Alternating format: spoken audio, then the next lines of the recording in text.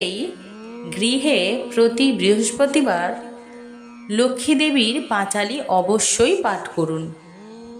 সাথে সাথে আপনারা আরও একটি কাজ করতে পারেন, সেটি হলো যদি সম্ভব হয় প্রতি বৃহস্পতিবার দেবী লক্ষ্মীকে একটি করে পদ্ম ফুল অর্পণ করুন।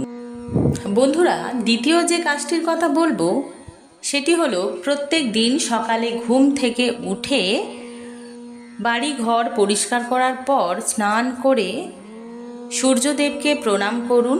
সূর্যদেবকে একটি তামার পাত্রে জল নিয়ে তাতে লাল চন্দন ও লাল ফুল দিয়ে জল অর্পণ করুন এবং তুলসী দেবীকে জল দিন। দেবী অত্যন্ত প্রসন্ন হবেন। মাতা লক্ষ্মীকে প্রসন্ন করতে অবশ্যই প্রতি বৃহস্পতিবার আপনারা নিরামিষ